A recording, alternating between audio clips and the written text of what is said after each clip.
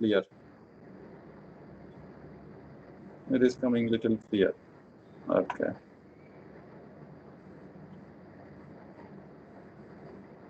So participants are joining. And today, in fact, our office in Delhi is about 45 kilometers away from my residence. So today is the office day. Some alternate day we are coming. Maybe next week onward we will come every day. So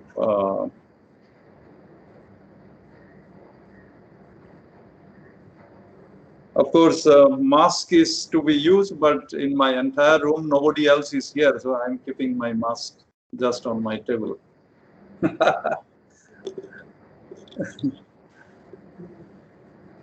Okay. Good morning, good afternoon, Dr. Ghosh. Yeah, yes, yeah, yeah. Good afternoon.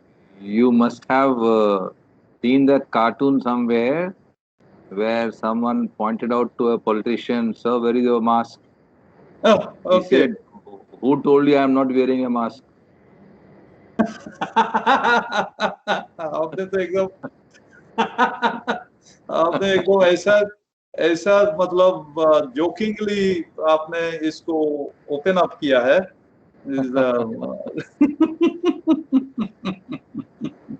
We are always with mask. We are politicians. Yes.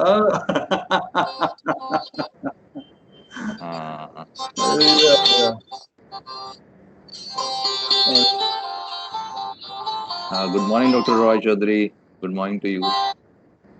Yeah.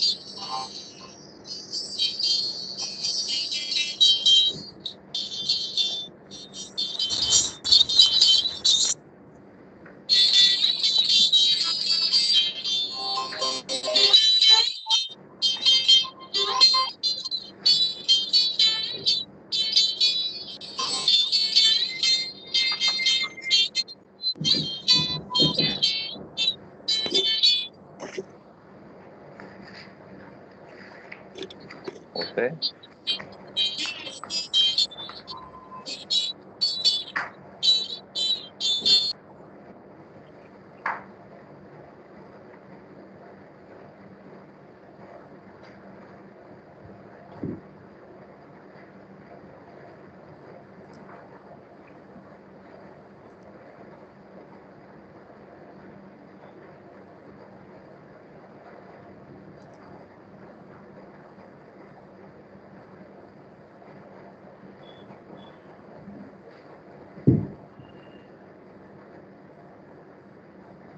Okay, it's 3 p.m. I think we can start. Okay. Okay. Yeah. So, good afternoon, everyone. On behalf of SAIARD, I am the Program Director of the Academic Affairs. Welcome all of you on the second day National Level Online Capacity Building Program on Urban Flood in Kolkata and Storm Surge Impact by YAS 2021, organized by Center for Disaster Management and Planning, SAIARD, in association with National Institute of Disaster Management, Ministry of Home Affairs, Government of India. Professor Chandan Ghosh is with me today, as he did yesterday, to conduct the program. And for the sake of the participants, I would like to say that you will get only certificate if you have the 80% attendance with active participation. So now I would like to request Professor Chandan Ghosh to summarize the key points presented in the yesterday's session so that we all can grasp it to the best of our benefits. Professor Ghosh, over to you. Thank you. This is today is the second day, and we are happy to welcome both the speaker today, and especially my hostel mate or college mate, and we stayed in the same hostel, Parthapratim Datta, where I can see that he is busy in reshaping his slides on the computer. Yeah, Mr. No, Datta. no, if you ask, then I'll go for it. Okay, take it easy. Take it easy. Nothing to be so serious. Huh? Okay. Yesterday, in fact, and also we have second speaker. Of course, you will be giving. Arindam will be giving a proper, introduction to each of the speaker. But I just wanted to give a little highlight about what we did yesterday. The first highlight is, yes, we have overshoot the time by 1 hour. But that is that doesn't make us that, yes, we are always late, but we had a very, very wonderful session, especially the last speaker, Professor Bandyopadhyay from SEFT Ahmedabad, who has worked a lot across the world and taking care of eastern part of the Calcutta, where wetlands are there. And he has highlighted many things, special thing that about many countries now. Many countries, I would say, USA, Egypt, and they are now working towards revealing, or rather giving a space to the river. Many such projects are taken up to allow the river to flow on its natural way, which is one of the very important dimension that present society as well as government has taken up, that to go to next to the nature, or related to the nature. And not only that, we can also highlight that for the last more than 1 decade, India government also has been looking into revealing the Saraswati River, which we know mythological river about 10,000 years back. Some kind of geological changes, maybe earthquake or something might have happened. And for last 10,000, before 10,000 years, it was Saraswati, Ganga, and Yamuna. These are the 3 rivers that about which that lot of mentions are there, and we know that it is Antashalila. And we know in our heart that it is Antashalila. Now, a grand project is going on that along the both side of the river, which was flowing west side of the country towards Gujarat, Rajasthan, what are the remnants, or what are the architectural, and what are the things that used to be there along the river side. Now our geologist and also a scientist group, they are working on that. So I think whatever Professor Bandyopadhyay tried to mention about that, about reliving the river courses that India also has taken, of course, not in the sense of reliving it, rather revealing that what it were 10,000 years before. So that is a great sources of information are coming up. So with that, that he has mentioned about how cities are growing, and what in the next 10, 15, 20 years, what are the things that we are going to face, and then what kind of preparation that we have to make. And then that lecture has opened up a really fantastic way the very theme of this 3-day seminar that NIDM and SAIARD has taken up. And before that, there was a presentation from my side, especially on how to live with the city, how to live with the flood, how to live with the water, drains, and how to give a naturalize, and what are the kind of flood wall, what are the failure that took place, and how people like in USA due to Katrina, like a lot of mention has been made, Katrina, that one canal wall, flood wall was broken. So they put a uh, advertisement that please send us all those footages, because it got a bad name to the Army Corps of Engineers when those flood wall broken along the canal line. So what a wonderful way, even 5-6 years back, that to collect the information, documentation, giving an open advertisement and post, and what kind of problem that they have faced. So from those kind of signatures, from those kind of effort, that what West Bengal has been doing, there were some about the flexible measures, green measures taken up. In fact, last photograph shows that using Mandega worker, how a riverside or river course being maintained by greening it with the kind of vetiver grass. And there are several other examples which are ready-made from the petroleum or crude oil industry, that what are the byproducts, hundreds of byproducts are coming up, and how they have redefined our way of life across the world, especially in the name of geosynthetics. There are many other things, and in fact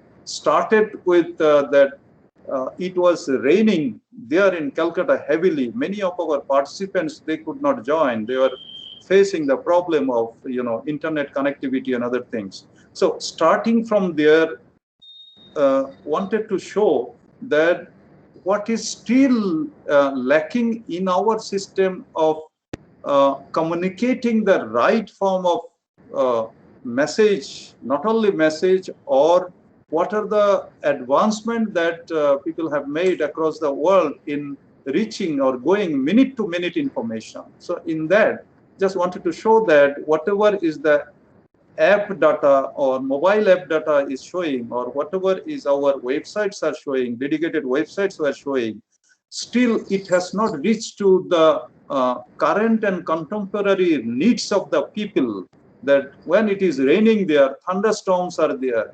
So we everybody, we could see that it was the right time. In fact, our executive director was also mentioning, Major General Vikan Naik Saab also was mentioning while during the inaugural session, that this is such an occasion, though we are communicating with each other with the wonderful way by online, but at the same time things are happening there which we have been discussing over the occasion, over this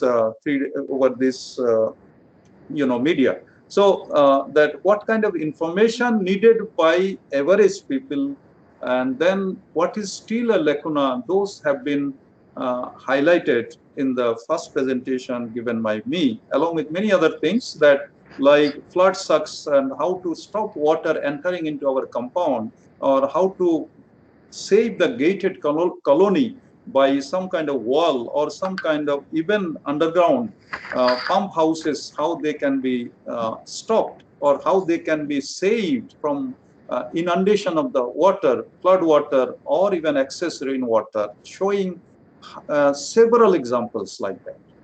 And so inaugural session, of course, that was a wonderful one with the Dr. V.K. Naik, with his vast experience for the last so many years, that taking example of flood in many of the metro cities, including that which including that Srinagar, that how it has faced.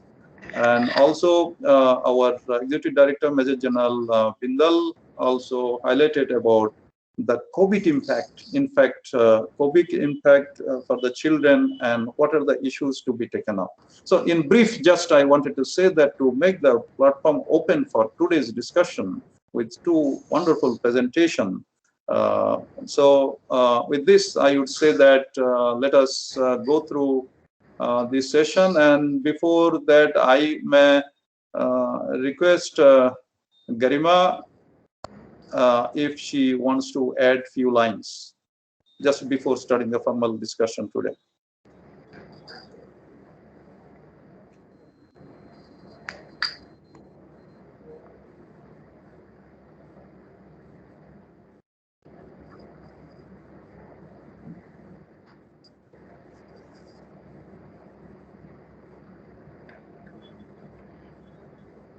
Yeah.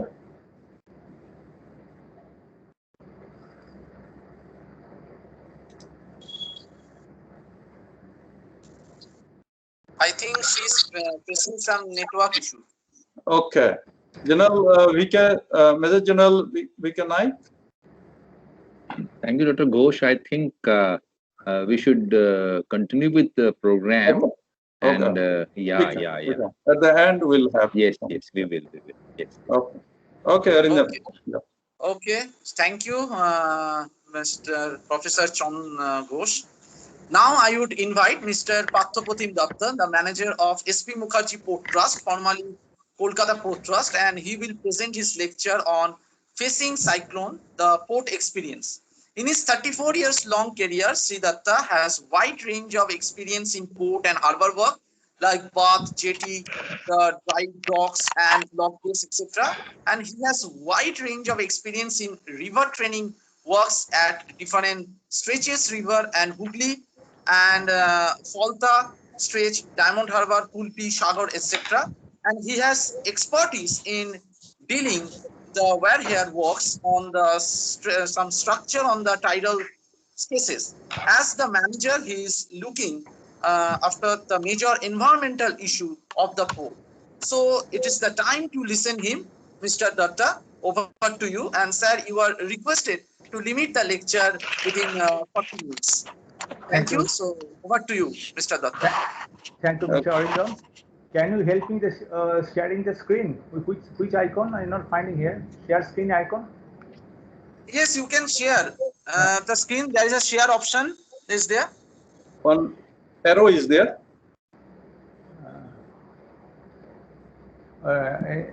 Share. Stop sharing. More actions. No. Just stop sharing and then you start refresh. I think. Just cross. Put the click on the cross. No, open share. Now you can share again. Your entire screen.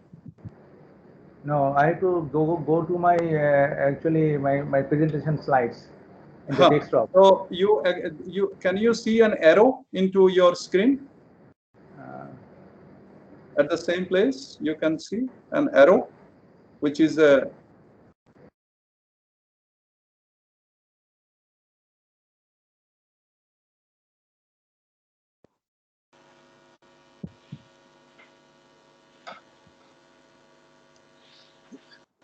It is at the right of leave near the.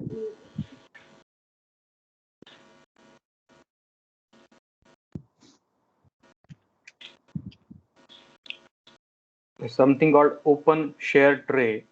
So if you click that arrow, I think you will be directed to share your screen from your desktop, and that should help you.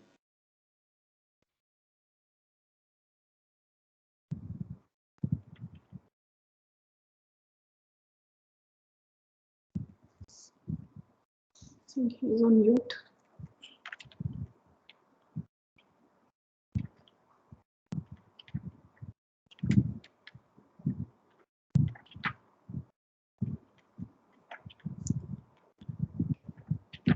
Yeah, it is.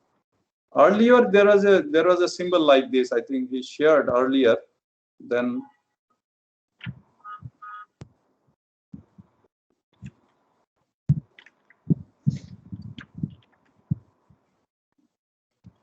audio is not there. You can see, check your audio. Share tray is the only share tray. Can I click it? you can see a arrow mark near your micro symbol. Arrow marks, That yes. arrow you can click, and then we can go to desktop then.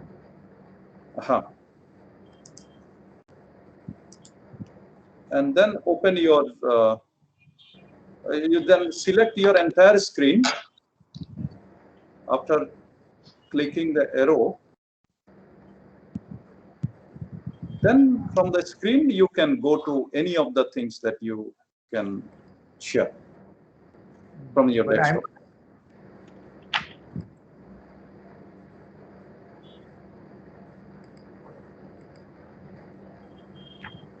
Yeah. Oh, yeah, you continue with this browser. You rather use this one. Continue with this browser. The middle one. That will give it. Yeah. So you don't have to install in that case. Then sign in. You have any Microsoft? You have your email in. No, actually, we actually go by the Zoom. That's why it's problem. Oh, yeah. This one has got. You have to have a Microsoft. Otherwise, you have to install this team. The third option. You just put your email, Microsoft email or anything. You have no. There you have to put your email or phone or something. Phone is there, my. Okay. Oh. Do you have Gmail? Yes, Gmail I have got. That Gmail you type there. Whichever email that you got communicated with our team, that you write there. Oh, that is our official mail. Okay. arthokolkataportals.gov.in. Then you put your official mail. No problem.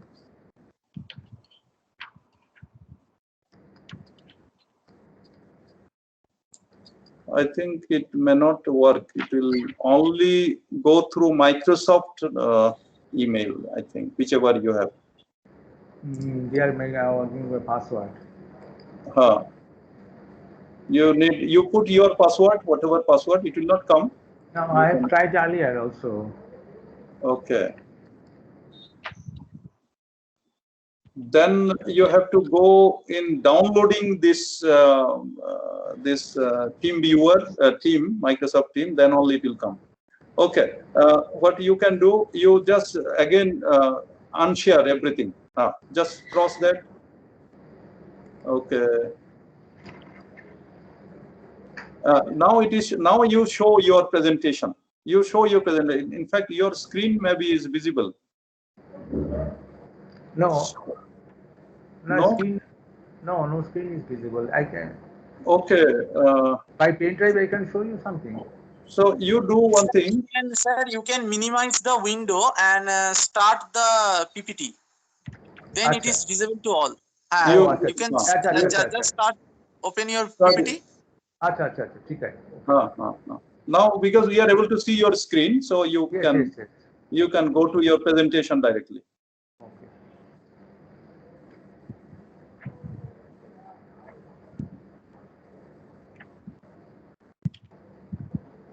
Okay.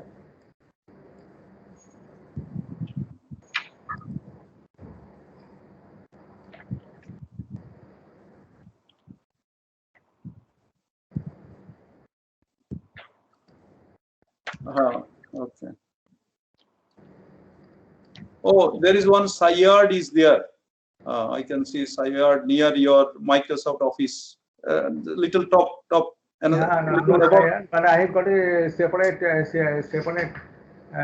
icon is there for these things. I can see a folder here, SAIARD, near your. SAIARD is there, but not SAIARD. Can I have my okay. No, let me see. Your. Most probably this screen is blocking my Your which folder you kept? You just tell me. We can also search. What is your folder name? PPT, SMP, PPT. PPT, SMP, PPT is SMP, there. SMP, yours.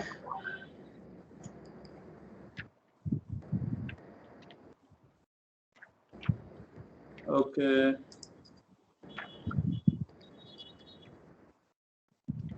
PPT presentation modified 230. It was there in your. Yeah, I have got it. Okay. Yeah. Now go to the presentation mode. Here, presentation. I have directly gone to it. Thank you very much. Because we are only basically on Zoom we do it, and you will find this screen sharing, etc. something. Okay, thank you. Go to presentation mode. Then screen will be showing larger. PowerPoint presentation mode. Here in the right bottom. Right bottom. Yeah. No, not that one. Right one. Right. Yeah. Click. Yeah. Yes. Okay. Thank you very much for giving me a chance to tell something, share my experience about the port experience, how we have faced the cyclones. Basically, continuous two subsequent years, where we have got two cyclones simultaneously, which I have never seen in my 34 years of career in port, because it's got a very challenge for us for everything. So before sharing something about my experience, I'll slightly cover about what is port. In the maximum cases, people are very much not aware of the port sector, as because people go by train, people go by flights and etc. Nowadays, going by the ship has stopped totally, only for the Andamans and etc. We go by the ships. And what type of, mainly our action is on cargo handling and etc. And Kolkata port, simply Kolkata is a very unique in port, as because it's a riverine one, only riverine major port in India. Of course, some European countries, as Notre Dame, Antwerp is there. They have, but in Kolkata, it is a unique one. It is going 200 kilometers towards the landward side, and that is the one unique point. Though our draft is less. So I'll tell you something about what is port and what is our jurisdiction. Unless and until tell these things, then everything will not be clear. This is our Hooghly River. I am telling you, and this is our position of Kolkata, and this is our position of Haldia town. We have got the two systems, almost 100 kilometers away, and the longest navigational channel is for Kolkata. It is up to Khidipur dock. It is up to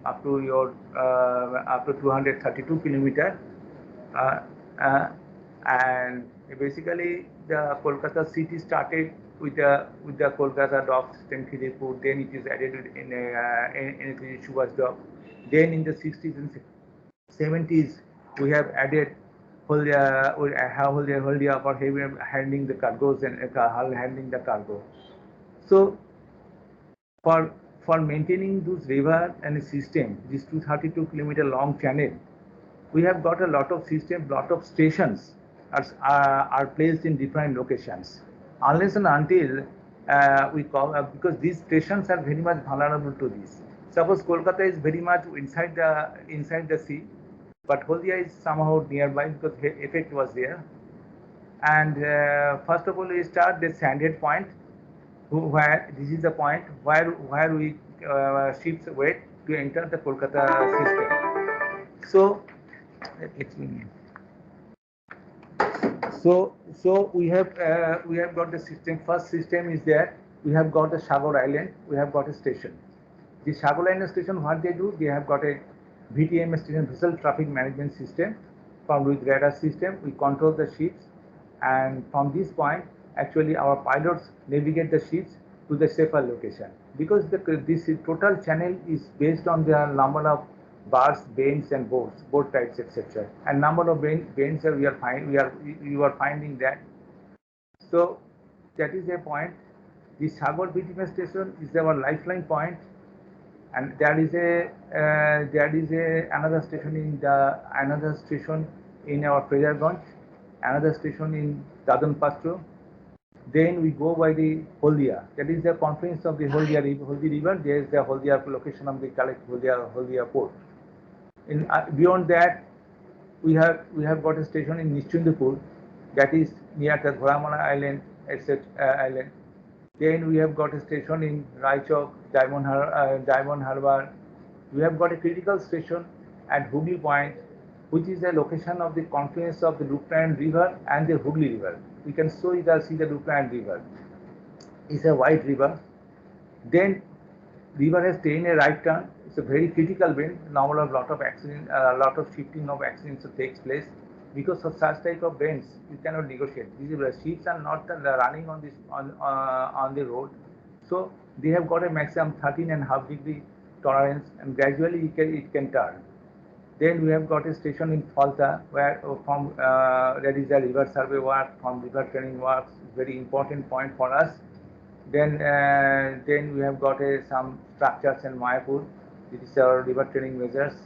Then Pujali. Then first more major handling point is our Bojboj.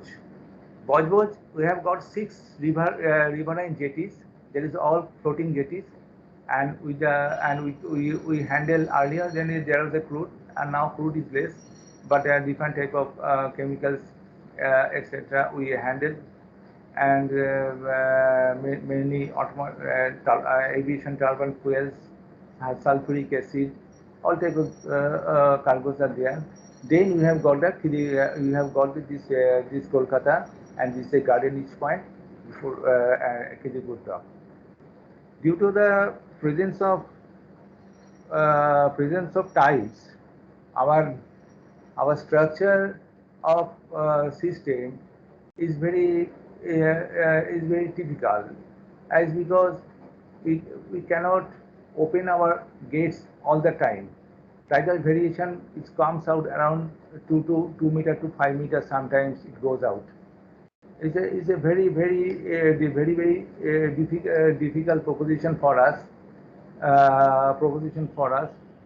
Only thing is that we must understand it is a Khidipur lock entrance. So you have got a lock gate at the outside and the lock gate at the inside. This is a 80-foot wide lock system.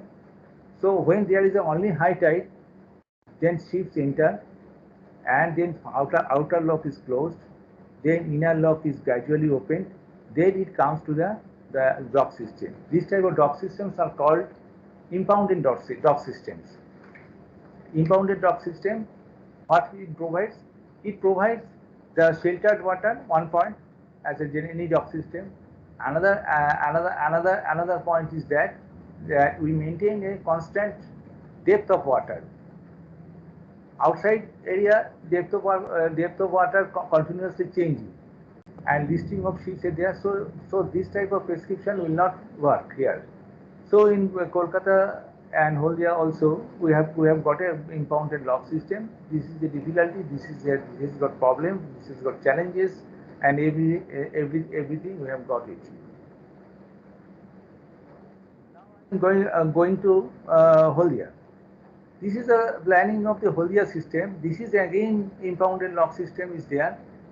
Just upstream of the Holdi River, and this circle is a turning circle. That is, ships cannot turn in a small spaces.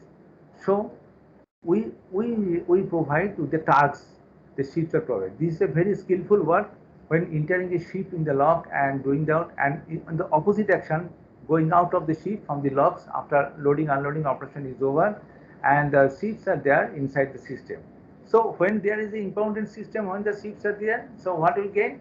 There is no listing, there is no wave thrust, nothing else. Only the wind force it will act on it. Number 1, number 2 point. There are jetty, there are bollards points are there. There we can sling the ships tightly over it, and it cannot move. we just stop the operation of the handling, and that will give a very most better provision. But still, we have got a lot of open waterfront structures like Haldia, that is Haldia OLGT1, OLGT2. Here the draft is very high. That's why we can handle without lock system. We can handle the ships, but still we depend on the tides.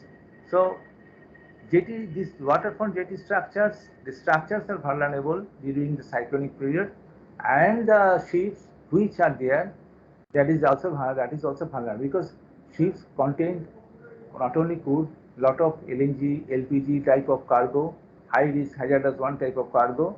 There are pipelines etc. There, so there is every possibility of leakage and etc.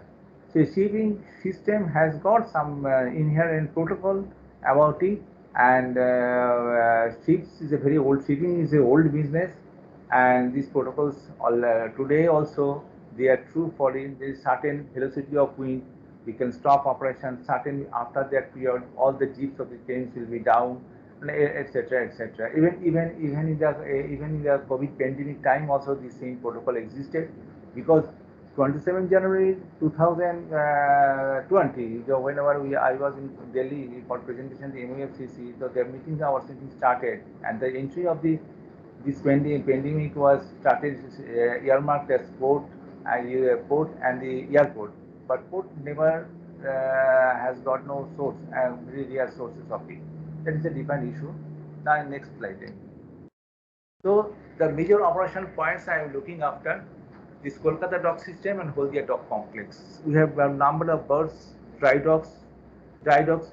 Dry docks is another vulnerable point because in dry docks, the ships stand there and with some side support. Because without water, ship don't have don't have anything. He cannot stand on his own.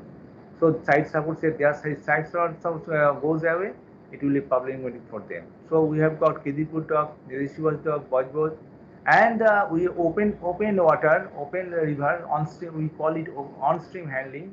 That is at the Shagor, Sandheads, Diamond Harbour, Kulpi, in many places. Even in the Sandhead location, we have handled a very capsized vessel with a floating crane. We handle the cargo and different. So Kolkata port, SMP Kolkata is a unique in nature. It has got a long range of 232-kilometer water channel. We have got surveying work, we have got survey ships, we have got tugs, we have got pilotage operations, and it's a complex one. It's not that some of the many of the ports have got only 20 kilometer, 10 kilometer, or 30 kilometer operational area, but our operational area is very large one, and it is compounded with the problem that shipping channel is slow, and we have got a lots of sandbars and etc. Anything happens, these ships can float and be struck with the sandbars, and it will close our operation. Whatever you have seen recently in Panama Canal, one ship was struck like this way. In our case also it is there. Ultimately we came out with this same thing. And during the cyclonic storm, the ship it is not possible to control the ship in a proper manner. So I have got some problem. I have got we have in general we have got some vulnerable points, but this is not the overall list. I should say this is one is position of ships at call, conditions of drainage, shades, etc. Identification of vulnerable trees. During Amphan, the trees blocked our total operation in the Niteshwar's dock because it blocked all the roads. Big trees fell down for the identification of condition of waterfront structure. That is our jetties. We have shown that in the Bajbaj it is 6 number of waterfront jetties. In our Hooghly Point jetty, Diamond Harbour is there. All jetties are there. The pontoon jetty, I will show you how pontoon jetty works. Lock gates are there. River training works are there on different occasion is there. Dredging operations may continue. Tidal condition during the cyclone assessment is a very necessity. and there are different miscellaneous external activity of the throughout the total system. Regarding ships, we handle mainly around 3,500 to 3,800 vessels per year. So you can for including Kolkata Holdia and Kolkata dock system and some waterfall structures, etc. So so you just think about it. What will be our position of ships at call? That is, some of the ships are waiting at the sandheads to have our pilots to go inside our operational area. Some of the ships are waiting to go outside the lock system. Some of the ships are already in the transit motion. At any section of time, you consider that we don't have any forecast on cyclone. Then what the cyclone will face? These are the conditions. Ships are there. Everything is there. We have got the only timetable, etc. That is the situation. Luckily, we have got the forecast system, and that's why we can understand the continuous monitoring. Through this, we can understand the issues at the very first. Now in the as I have told earlier, so first we do keep the ships in the operational areas in the points. In the maximum, we keep in the impounded dock system.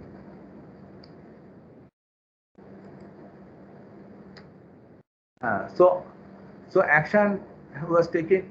There are a lot of departments which work there: marine, civil engineering, electrical, mechanical, traffic, administration, etc. Our warning notice and advisory was issued from the ministry, and 21st May 2021, first warning advisory was issued, and our control room at Kolkata and Holdia started functioning 24/7 at the second half of 21st May, and it continued after 26th May after facing this, and we continuously send our reports from here, whatever the position and its positions are going on different locations. Because condition of the Holdia and condition of Kolkata is obviously somehow different, because Holdia is much closer to the landfall point, landfall point. So you understand the position, what is happened there. Now see what type of actions we have taken. So in case of marine, the all vessels were taken to inside impounded dock system and secured with additional rules. This is the warning system they given from the ministry also, or DG shipping also. Though was a maximum possible do it, we all give signal to the launches, survey launches, because the river survey works. They have to be safer location. Safer location means we have to go to the channels, canals, creeks, etc. All shipping movements at sandhead points were kept suspended 2 days prior. That means we have calculated if we allow the ship from the 23rd or 24th May, so it may not enter into the safe system within this period. If there is so it don't take any chance. So we have stopped operations in the all jetties, the upfront structure. We calculated our time so that ships can go out from our jurisdiction. All the ships we can enter into our dock system to keep them safe. Cargo handling operations is a standard procedure. The 25th May, after 12 hour morning, after we continue. Because it is going to be at that time it was clear that it is 26 night. It is going to have a landfall.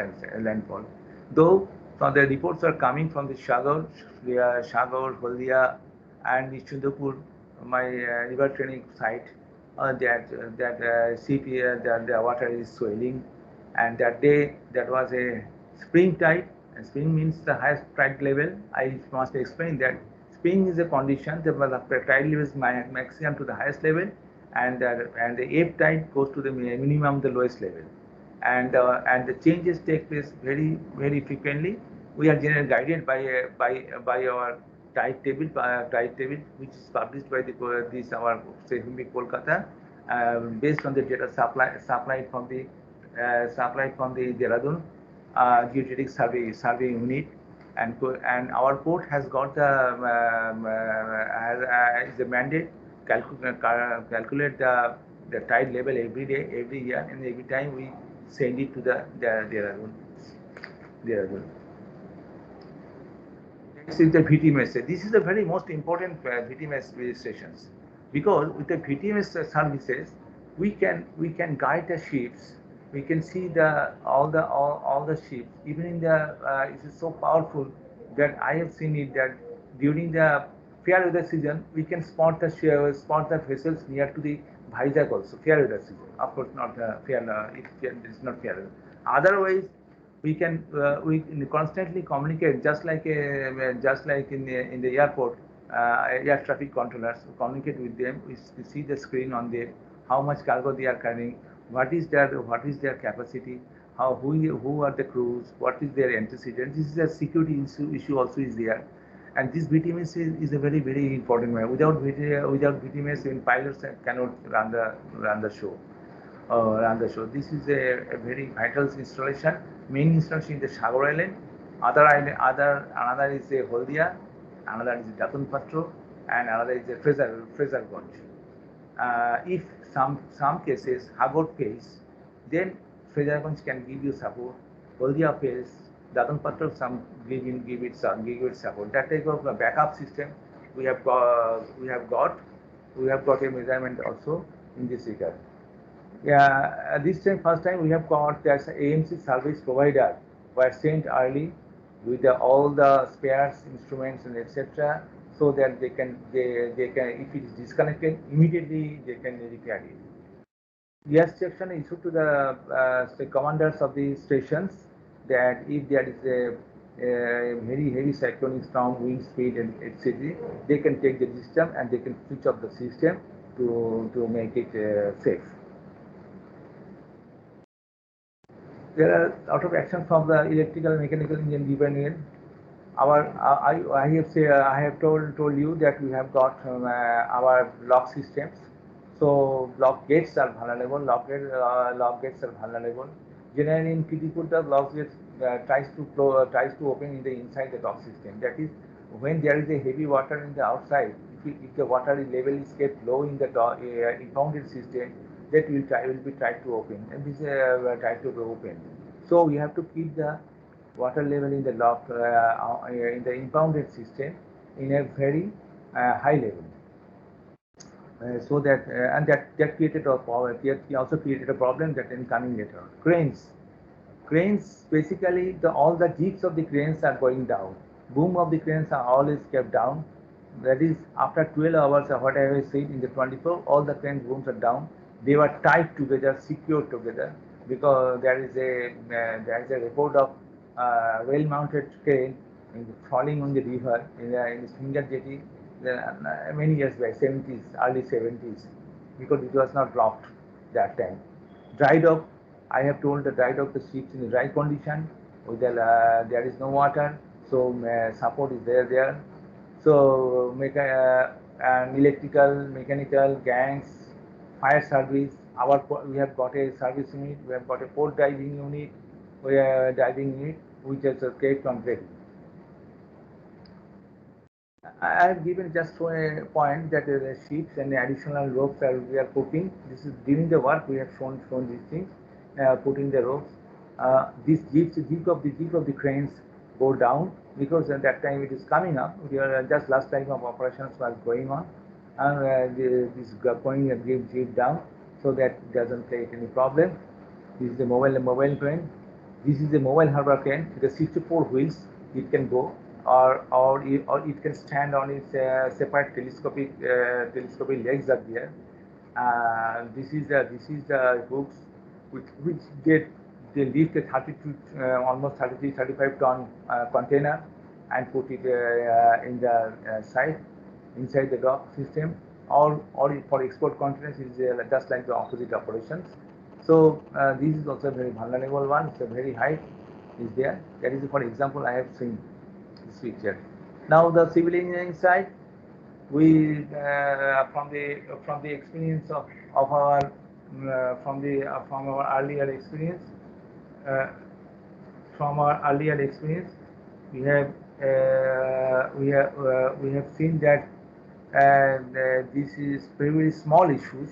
There is closure of windows, security on doors, the arrangement of humidity pumps, electricity is separate diesel pump. Rainwater roofs and drainage points had to be cleared because the rainfall is follow. Quick response team stand by with JCBs and system is prepared, and we arrange for their stay in our quarters. And this time we have got a separate decision that contractors were allowed to take actions. Even we cannot reach the station because we do not know next day what will happen, what will be the situation of the transport, what will be the situation of communications. But they were given free hand with some. So in some points we have made some clusters. So suppose for colony the two teams are there. For dog, Kedipur dog one team. For English dog another teams. For Holdia there are teams inside the dog, outside the dogs. That this time with diesel operated tree cutting machines. This time we have got some cutting of tree branches. We have cut it the number of tree branches. We have cut it out.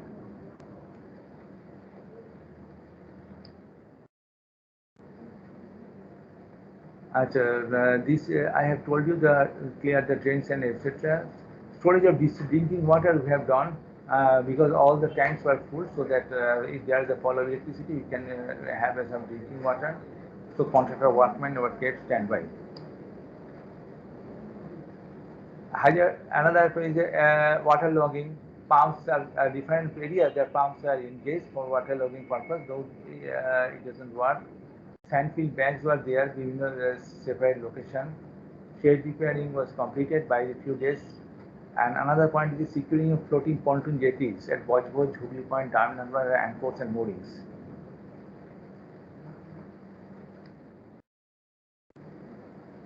A typical, just for jetty, how they are vulnerable. This is a typical jetty and diamond harbour. This is a floating pontoon, and this securing of this pontoon is very important for us. And what happens during the high tide? It goes up, and there is a side sway. So this gangway has got the capacity to have a side sway and have a vertical lift, and it goes on certain pivot points. In earlier Amphan case, that is called yoke. The yoke was broken. In Diamond Harbour, this pontoon and this gangway was separated and was shared away and went to the mid river. That is a very dangerous situation. I am just showing you the jetty condition. This is the effect of rising water on the pontoon jetty. This is a Hooghly Point. How much the walkway has gone up? I have just shown you to this effect.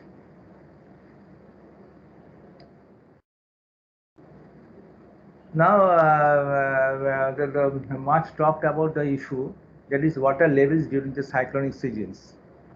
The water levels during the cyclonic season time in Sagar, it is located 7.5 meter, 50 meter.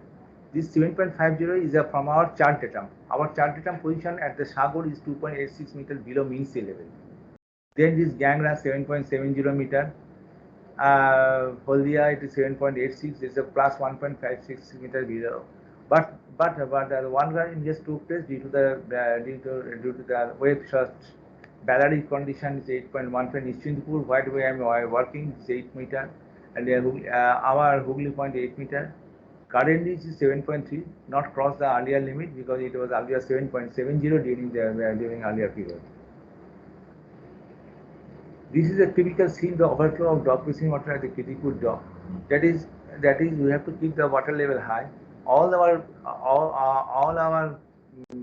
drainage points, there is a storm water points for towards the dock system, but we couldn't reduce the water because the water level was the outside was very high, and it made the level same with the dock system and the river dock system. This is another condition we are thinking about it. This is a overflowing water shown in the channel. How with the though our level of the top level of the is 8.5 meter and 7.78 was the level, but due to the thrust, it is crossing into the system.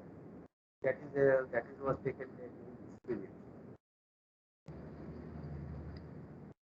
This is a riverfront jetty at Holdia. They handle the coal, and all the jetty said that it is somehow at a world level. So it was with the thrust.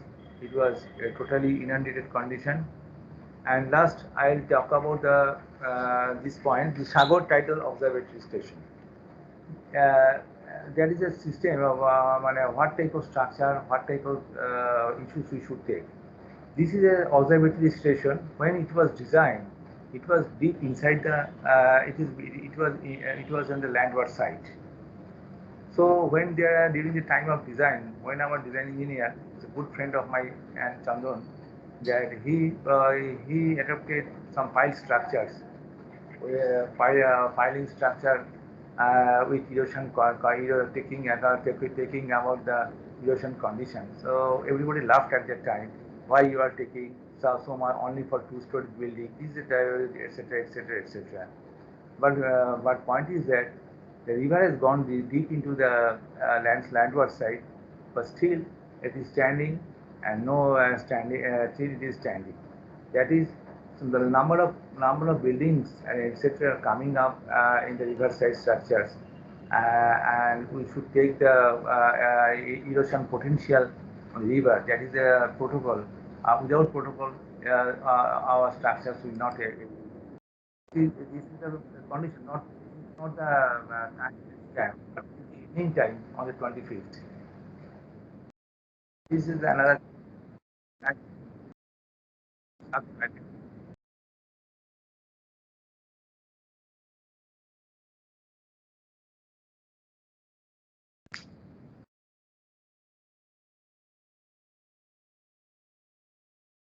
So it is the evening of 25th. Condition is that now imagine what will happen.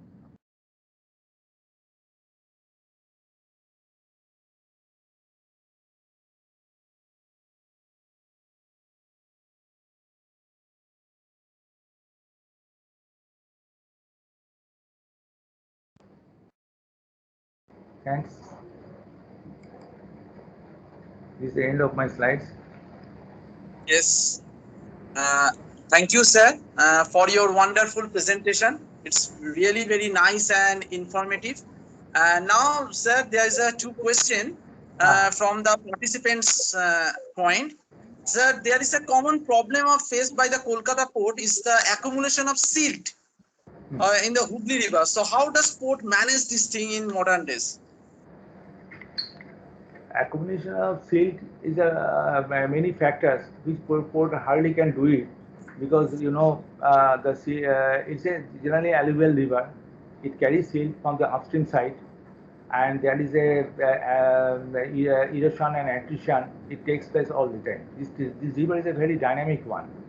Especially in the Sundarban region and other small islands, there is a system of erosion attrition process. But the same process has been affected due to the people say about the shrimp cultivation, separating the system from the rise and fall of the tides, etc. This is one other issue, and there is a pollution issue is there. Also helping the siltation points, and from upstream side, a lot of erosions are taking place because of the massive deforestations. There are a lot of issues. It's very difficult So what we do, I have been telling you that we have got a very good hydrographic survey unit. Hydrographic surveyors always take place and take the charts from chart of it to predict how much draft a ship cover. We zonal marking of the ship channel has done, and with pilotage and bituminous help, the ships cover. So our draft is very less. That is the main challenge. We cannot increase immediately now. Even some dredging doesn't always help. Doesn't, because we have to see the mathematical modeling. Earlier there was a physical mathematical modeling whether the dredging, how many days it will recuperate, how much amount of seed is coming back. We have got a hydro study department is also there. From our civil engineering side, we have got river training works. We generally do sparse at the side of the rivers, and these parts attract a lot of seals. Recently in Falta we have got a shifting of channel, so we'll do some small spar works, and so that channel comes to the original location. It's a continuous process. We are looking after this river and doing this work. Some people blame us that government is giving money and that's why silted. But if you don't dredge in some of the vulnerable locations, this river will be choked. I'm telling you, so many river will be choked. Nobody actually understand. And there is a rampant constructions are going on different places. I'm telling you. So erosion measures are not adequate. There is a tendency of the people in the upstream side generally to encroach the river and doing some parks and gardens and everything, etc., etc.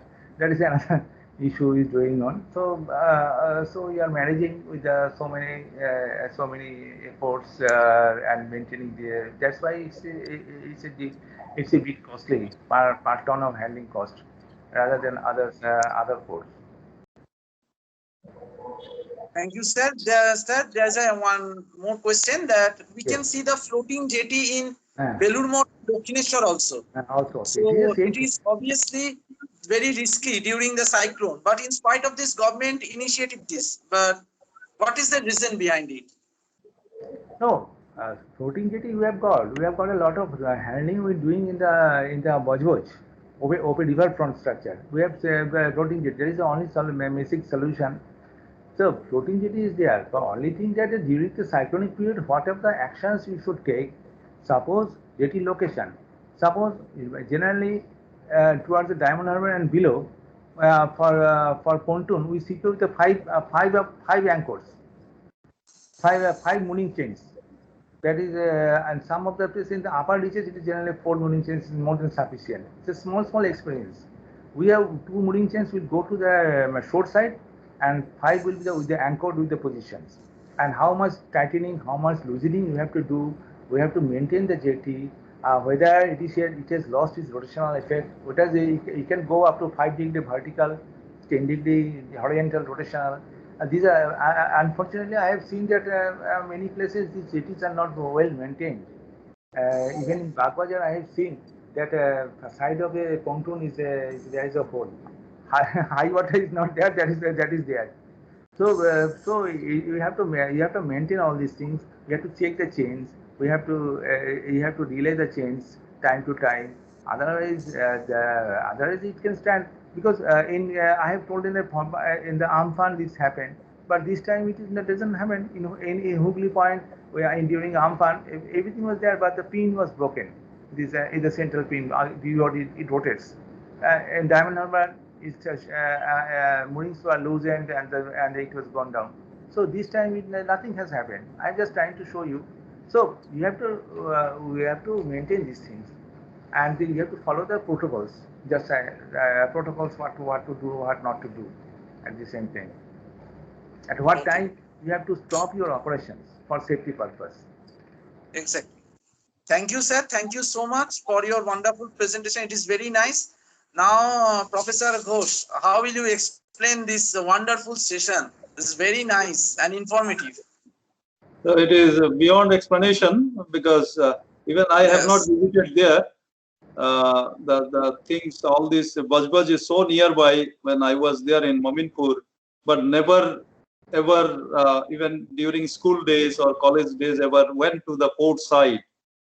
Somehow some kind of so much of restriction and what is breakwater and other things we have read only in our books maybe for few classes, but Mr. Datta has shown us, rather I have become a bit learner now, seeing that what kind of protocol they follow, which he has described in his serially the slides that he has shown, especially during Amphan and Yash that they have, and with the storm surge, that what are the port facility. Most important thing that I have noted from his presentation, that whenever cyclone is coming, all information is known, and how big cranes that they are using to park the big ships so that they don't get overturned, and many such measures that they have to take in the port area. which is really very, very special about the port and maintaining that. Even though we know we have many seaport area like Visakhapatnam or Jalandhar Airport or many airport, Cochin Airport and are there, but 232 kilometers from the main Bay of Bengal and inside that, which is the oldest port, I think, but which is being maintained. And then at various places with the Haldia port and many other ports points that where they are extended this facility.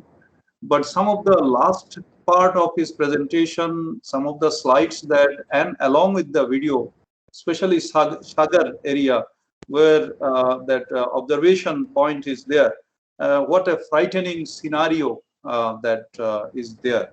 So probably those who are living in Calcutta, Jadavpur or North or Chobis Pargana, we never have got a chance to have a real life picture that which Port Authority used to handle following the protocol and guideline which he was mentioning also just now in the query raised by one of the participants.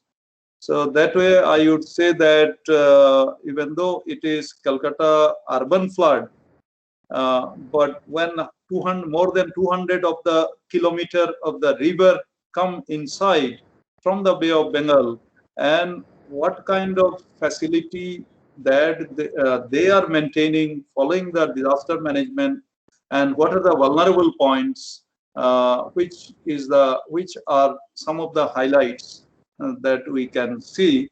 I think Major General Naik, you would like to say something?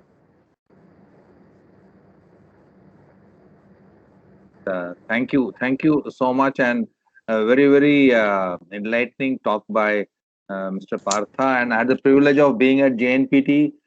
We were also there at Kandla Port last year for conducting some of the exercises on cargo handling and their familiarity with chemical and radiological hazards in particular. So that is a different dimension.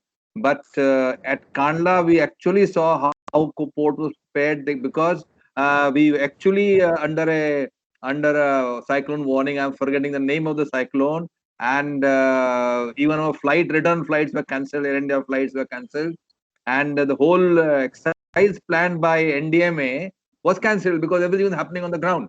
And that is where the officials took us on a boat and actually showed us what all had done, including lowering of cranes, which Mr. Partha spoke, and small boats were taken. Actually, they were grounded, the small ones, the fishing ones, not the big ones, of course, and all the preparations we have seen.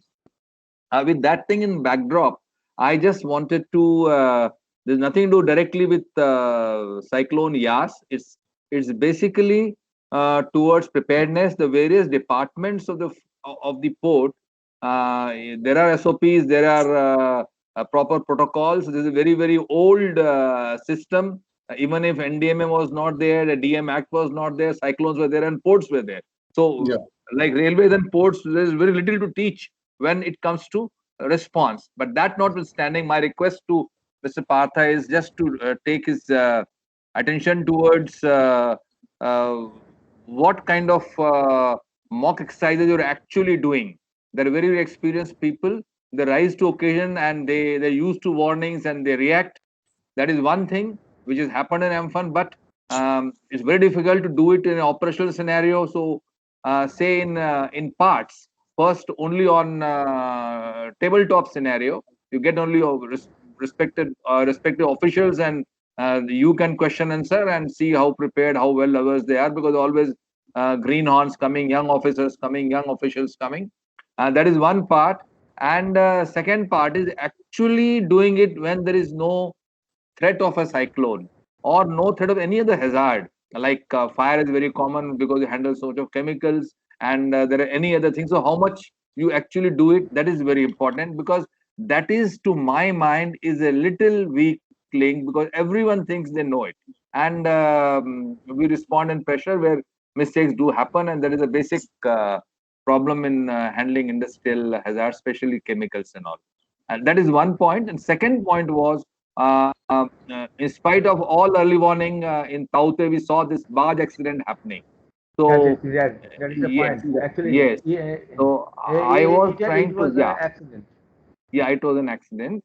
But what I want to hint at is that today, being a very specialized domain, handling of ports is you still not in standalone mode. There is a proper district disaster management authority, the proper state disaster management authority.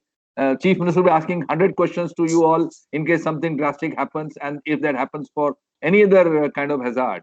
So, what is your linkage with state and district disaster management authorities? That is one. What is your mutual aid scheme, especially in case of getting fire tenders, fire engines, and all those things? And thirdly, what we have in Air Force, something called airspace management. I know you have something of something parallel with the sea space management. You know exactly who is where on the waters which you are controlling. Navy knows it, the Coast Guard knows it, and you also know it. But what is your command, control, and communication system to make sure that nobody is there without the warning which you want to communicate actually? Where things can go wrong. That's what I'm simply saying. Kindly see where things can go wrong rather than saying that where things have gone right in the past. And that is with can happen only with senior officials like you, because nobody can tell you. You know your gaps. You know your gaps. Nobody from outside will know your gaps because this is a very, very specialized field. I, going on a ONGC platform, can't teach them about how to handle fires of that magnitude. They only know it, but they have to take care and be very alert about it. So your coordination with civil authorities and your management and early warning whether reaches or not. So that Taute thing, we're not going to reasons. There's an inquiry going on, but it could it be averted or not? That is the biggest question. And you will have people all over around your port in the sea. Somebody gets missed out, somebody meets with an accident, all small things to be taken care of. Thank you, Dr. Ghosh, and thank you, Dr. Patha, for this opportunity. Thank you. Thank you so much, Dr. Nayak.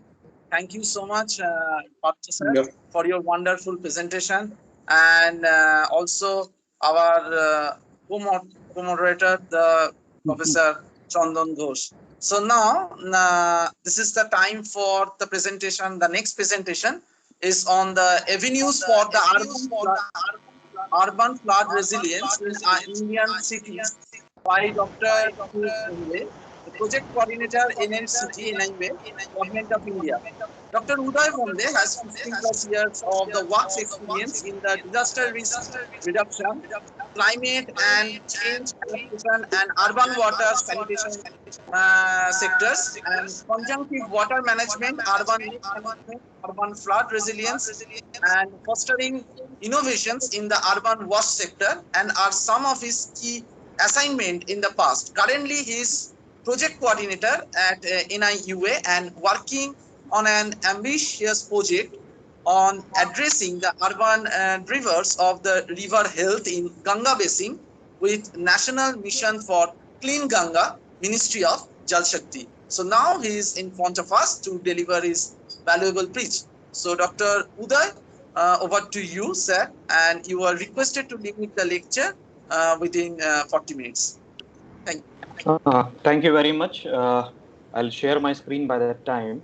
But I sincerely thank SAIARD for giving this wonderful opportunity to give this particular sessions on the urban flood risk management, because urban floods are something which are very I would say they are very important from the point of view that the urbanization is very prominent in the in India, and it's also a right time, I think, because the monsoon is knocking the continent, right? So the urban flooding is something which is a quite a common phenomenon nowadays. So I'll try to present some work that we have also done during my presentation. So let me share my screen. So is my screen visible to everyone? Yes. Can you see my presentation slide? Yes. Okay, great. So just let me know if there is any technical glitch, particularly the voice or any kind of presentation related glitch. So my outline of the presentation is like that. I have divided my presentation in the three sections. So in the Sir, first it was section, sorry for interruption. It will be better if you keep your video on. Then okay, participant can easily see you. sure.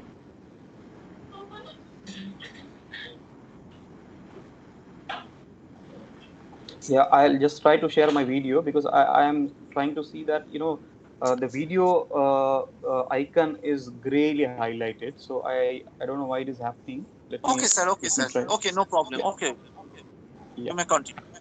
yeah. So this is the outline of my presentation. Particularly, part A will be specifically on the urbanization trend in India, how the India is urbanizing, what are the floods and what are the urban floods, because urban floods are slightly different than the normal floods. What are the impacts of the floods, and finally, why the Indian cities are getting flooded? What are the reasons for that? That will be covered in the first section. And the particularly second section, which is a core section, where we will see that what are the avenues for the urban flood resiliency, particularly in the Indian cities. So how we can plan, how we can fill the infrastructure gap, what are the new innovations that can be adopted to reduce the urban flood incidences. So this is the second section. And the final section, so NIUA did some work on urban flood resiliency in some of the Indian cities. So I'll pick up one particular case example for the from the Guwahati city, where the flood resiliency was measured. So this is the outline of my presentation. So this is the flood hazard map of India. I'm sure yesterday or in the past also you all must have come across this flood hazard map of India. It clearly depicts that which are the vulnerable regions of the India where the flooding is commonly occurring during the monsoon period. So the Rashtriya Bard Ayog Samiti has estimated that almost 40 to 50 million hectare of land in India is vulnerable to flood. And you can see particularly these two states which I have picked up, Bihar as well as the West Bengal. So significant region of the state are liable to flood during the monsoon season. So it's like significant area of a country face the flooding during the monsoon season.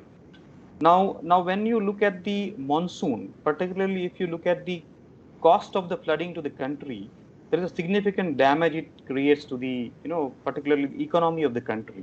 So the first slide, the first section or first diagram shows that, almost 6,000 crore rupees are annually lost during the flood. This is the average annual estimate for from 1953 to 2018, which was done by the Niti Aayog in a recent report which they have released. And the second figure shows that it's a World Bank work. So it shows that almost 8,500 crore rupees per year are lost uh, during the floods. So it significantly affects the country's economy, and also the house damage, loss of life, and even the loss of livelihood. So these are the significant other impacts of the floods to the country. Now, if you look at the genesis of the urban flooding, primarily the meteorological and hydrogeological parameters are governing the urban floods. So high rainfall or a cloud burst, which is also a very recently observed phenomena, particularly in the highland regions, particularly the Rudraprayag, and the Uttarakhand has faced these cloud burst kind of urban floods very significant in the past. And even the cyclones also influence or augments the urban flooding. The hydrogeological factors are river channels or a catchment, because river channels also alter with the time, and the geology and geomorphology of the channel changes. So these also govern the urban flooding genesis in these cities. But particularly if you look at the urban section, the human and anthropogenic factors are significantly playing a role, particularly the unplanned organization that we are seeing in the country, and also the land use land cover changes to accommodate the rising population of the cities. So these are the factors that will be prime importance in the talk, because the organization that I represent is directly linked with the cities, the National Institute of Urban Affairs, which works in the urban which in the urban sector, and also tries to address various issues faced in the urban space. Now coming to the part A, urbanization. So if you look at the Indian map during 1950s, there were very less significant cities. I mean, if you look at the map, the dots are very small in their sizes, and only Bombay or Delhi or Kolkata kind of cities are there, which were prominent, which were in the 10 to 30 million range.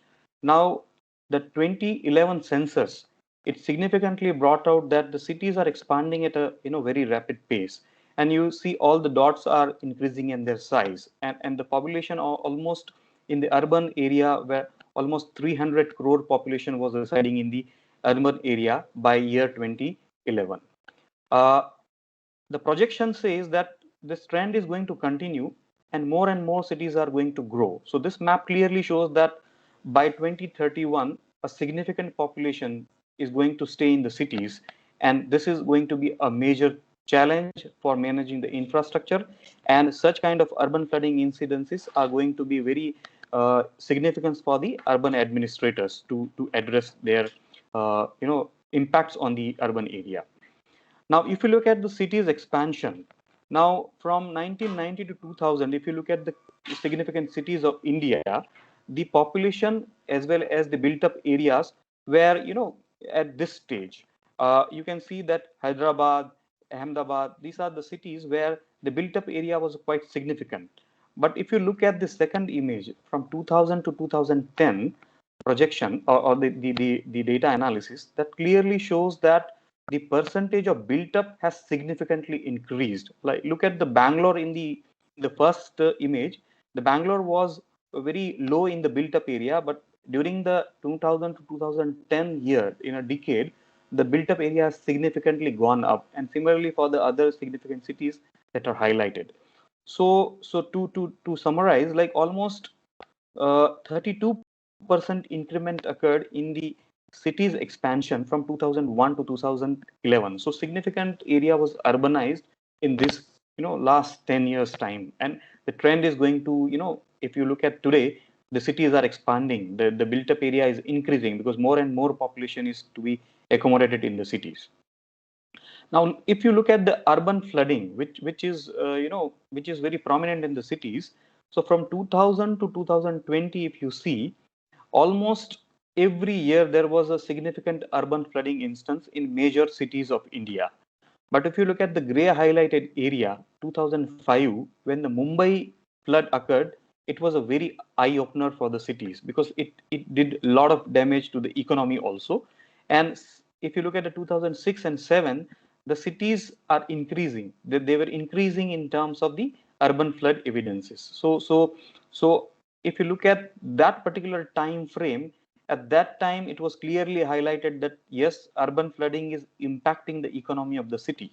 And if you look at the damage to the public utilities that is done by the urban flooding, it's also quite significant, right? So urban flooding is certainly a kind of a hazard that needs to be addressed, and it needs to be accommodated in the city's planning.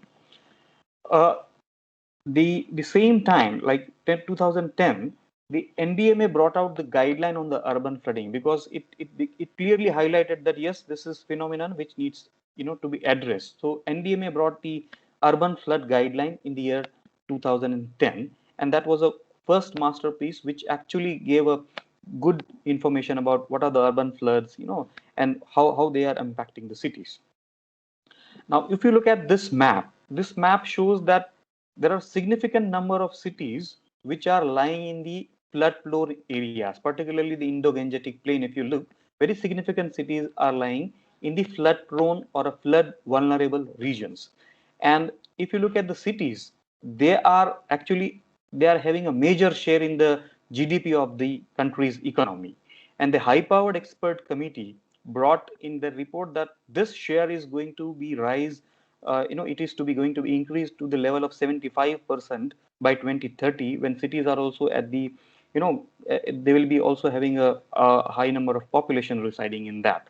So considering this data, it is very important that natural or any man-made disasters are to be seen very carefully, and because they directly impact the country's economy, and that's how their their address is very important. Now, if you look at the cities, like how the cities grow. So this particular diagram shows that from the arrow of direction from the top right to the left bottom clearly indicates that from the rural setting to the urban setting, there is a significant change in the, urban water cycle. In the natural setting, the evapotranspiration and other phenomena happen in a natural form, right? There is a groundwater recharge because there is a, open space and green space. But once you come in the transition area, you can see that the situation changes.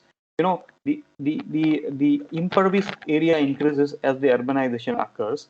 The infrastructure is there, which limits the, the groundwater percolation, and it limits the recharge. The evapotranspiration also significantly reduces because there is no trees, or there is a reduction in the green space in the city, and that's how there is a clear transitions from the rural to urban area, and that changes your urban water cycle. Now these two diagram clearly depicts that in a natural setting, almost everything is like almost half of the water is evapotranspiration and almost 50% is infiltration, because there is a, there is no impervious surfaces, and only 10% runoff goes, that usually we consider as a runoff. But if you come to the urban areas,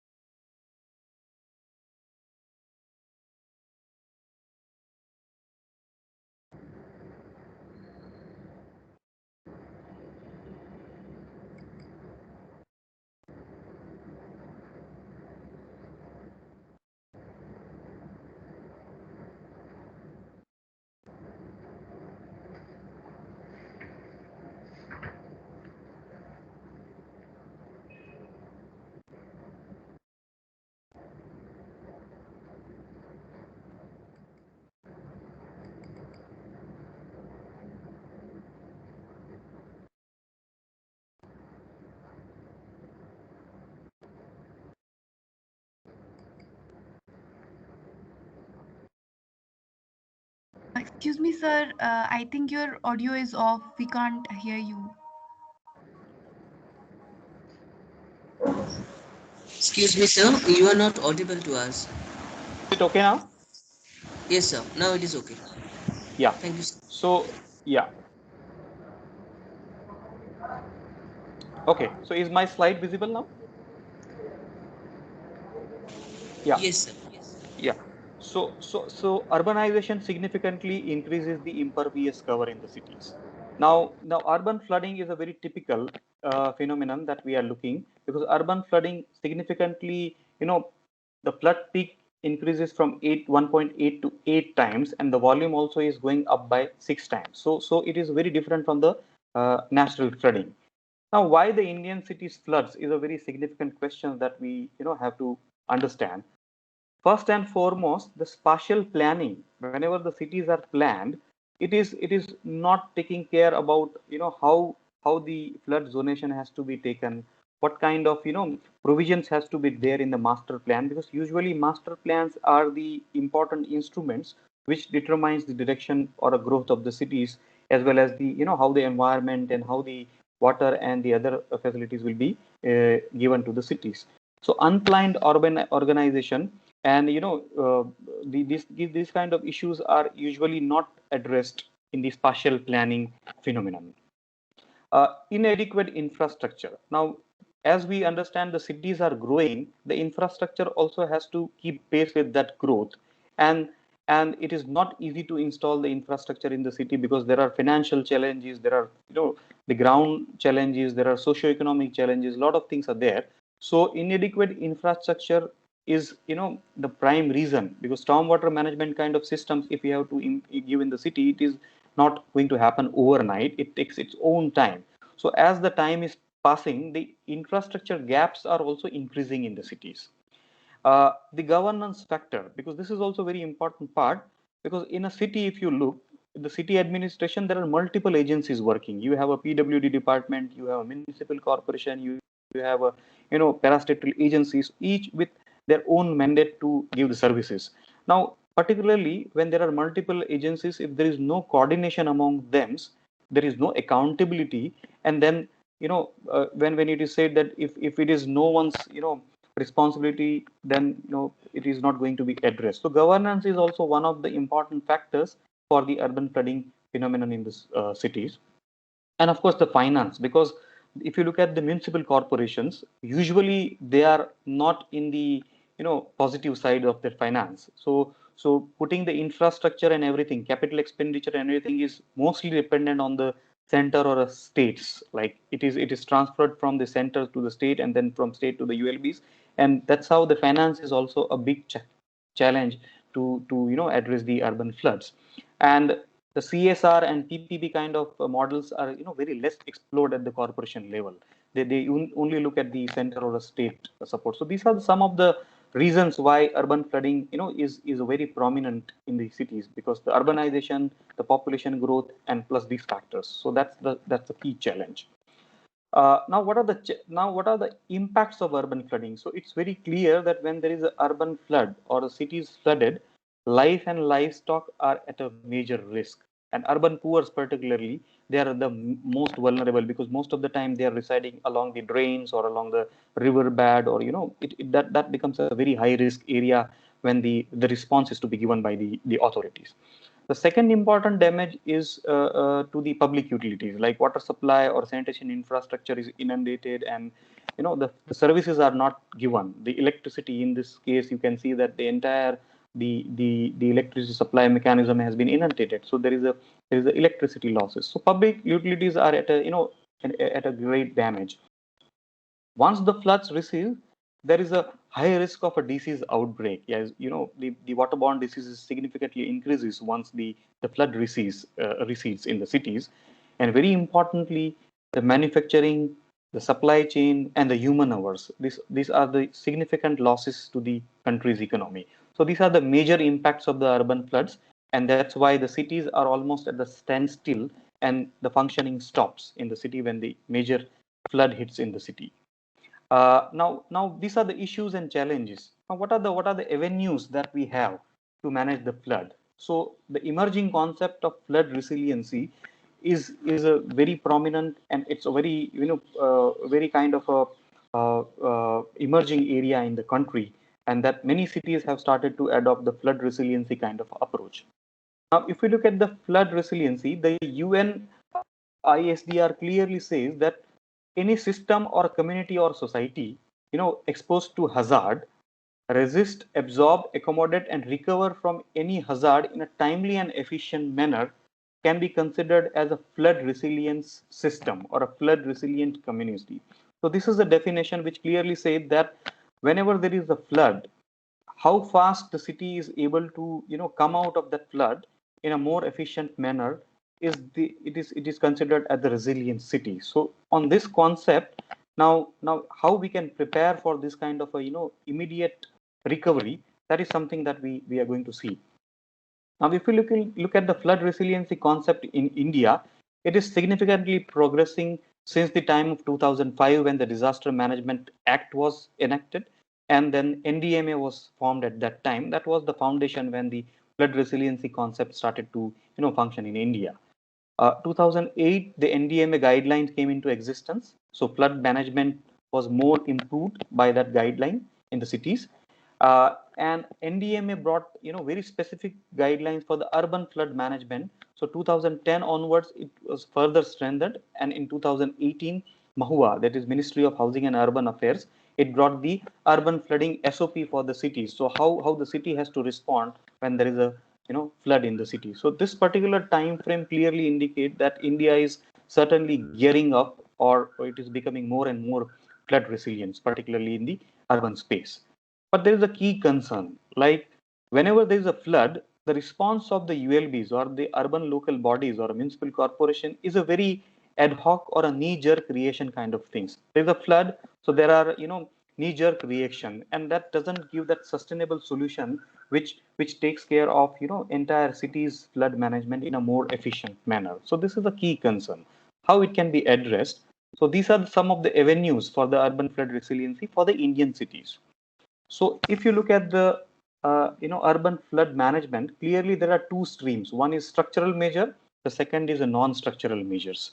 So when you see a structural measures, it's more on the engineering aspect or a hard kind of a hardware kind of a things, where you create embankment, you have a dikes along the river banks, you strengthen the city's infrastructure, you provide more robust infrastructure, which is stormwater management kind of a thing, and also some kind of a blue-green infrastructure that we will talk in the next slides. The other non-structural avenues could be, you have a flood-proof city planning. These are the soft mechanism, but these are very effective and sustainable. You have a better plain management strategies. You have a floodplain zoning or a CRZ kind of things. That these kind of things actually creates a kind of a rules for the cities to preserve it from the flood. You have the early warning kind of a system, end-to-end early warning system, so that from the catchment area to the city, there's a clear dissemination of the information. You adopt innovative tools, because that also is emerging. We will see some of the innovative tools have been practiced in India, and also the space application kind of thing. You have a hazard zoning kind of a thing with improved space, satellite imageries or vulnerability assessment. So these are some of the avenues that cities can adopt to become more flood resilient. Now, first one, if you pick, it is a city level planning. So from the planning side itself, you can make your cities more flood resilient. So if you look at the planning, there could be three levels. One could be a macro level planning, which is a regional planning in the form of a master plan. The second stage could be the intermediate stage, where you have a city specific planning to regulate the unplanned urbanization or a migration kind of a phenomenon, or you can plan the new capital expenditure for the infrastructure created. And then the site specific planning. You have a lot of people residing in riverbed and a floodplain area. So how you can resettle those population can come up clearly at the site specific planning. So if the city plans at a macro level, intermediate level, and a site specific level, then I think cities can initiate their flood kind of a resiliency kind of a planning, because that's how if the planning is strong, then I think your implementation will be strong, and that's how there will be clear infrastructure in place for the better urban flood management. Secondly, this is a very emerging concept, green infrastructure or water sensitive urban design and planning kind of concept, where you actually adopt a green infrastructure, which is a more sustainable in nature, environment and environmental friendly. So wherein you plan the open space management. If you look at the cities, there are a lot of open spaces. So how best you can divert your flood to those open spaces with the green infrastructure in the city's place. Water sensitive urban design and planning. We'll see what are the best practices of this WSUDP kind of a concept, which are emerging concept. They are already practiced in the developed countries in the different name, like the low impact development or sustainable urban drainage system. But India is also, it is getting momentum in the form of a water sensitive urban design and planning. And importantly, urban lakes and wetland management, because in cities, lakes are diminishing day by day, and they are the sponges, and they can attenuate the flood peak in a very significant way. So cities need to transfer from the green infrastructure kind of a concept to the green infrastructure concept, which has a multiple benefit. And this is what is emerging concept, or which we have as an avenues for the urban flood management. Now, if you look at this urban water balance, now in a natural thing, you see that you have a precipitation, you have evapotranspiration, infiltration in a very smoothened manner, in a very natural manner. But as the cities grows, you can see that there is a significant increase of a surface runoff, which and also the wastewater generated. So these kind of things emerges. You can see that the blue arrows are a natural state, and the oranges arrows are with the urban water cycle. So how this can be changed is shown in the WSUDP water balance kind of a mechanism, where you actually not only import the water, not only use the water, but also try to see that how you bring the wastewater into the system back, how the storm water is brought into the back, which also is a significantly contributing to the urban flood kind of phenomenon. So how we can complete the water loop in the city itself, from the precipitation, from the imported stage to the reuse, recycle and reuse kind of a concept. So this is what is going to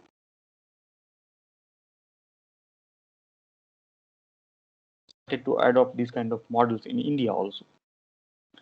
Now, if you look at some of the best practices that can be adopted under the green infrastructure or WSUDP kind of a concept, the detention basin is one of the very promising kind of a green infrastructure, wherein you significantly attenuate the flood peak and also try to divert the flood into the groundwater, particularly the surface runoff which unnecessarily goes out of the city can be given a space to give some time to infiltrate into the ground and also increase the recharge as well as the reduce the peak flow which is otherwise creating the flood.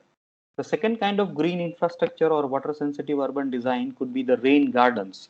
Now, this can be adopted anywhere in the city. This is the Hyderabad example, also known as a bioretention or a bioinfiltration, where you have a lot of vegetation in the small basin which absorbs the runoff from the rooftop. It can be a flyover, it can be a rooftop, it can be sidewalk or a roads, and you try to divert that flood to this green space wherein it infiltrates as well as it also give a time for a flood to reduce its time. So it's a natural kind of a system which can be easily adopted as a rain gardens in the city. It also gives a nice aesthetic view to the city, and public space can be managed this way.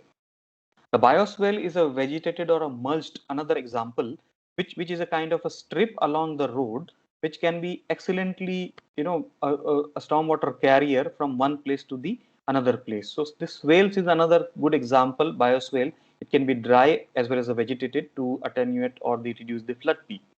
The another important WSUDB can be the porous pavements. This is also a one emerging concept in India, adopted in Jaipur and even the Hindan Air Base area, where you have the porous pavement instead of a hard surfaces, very specific material, which can be easily adopted in the mall area or very large parking slots where you have a flood, you have a water, and it significantly percolates down into the groundwater. So this kind of parking spaces can be easily planned. These are very cost effective. Instead of very concretized parking, we can have a porous pavement kind of a water sensitive urban design and plan in the cities. So this is another emerging concept that can be adopted.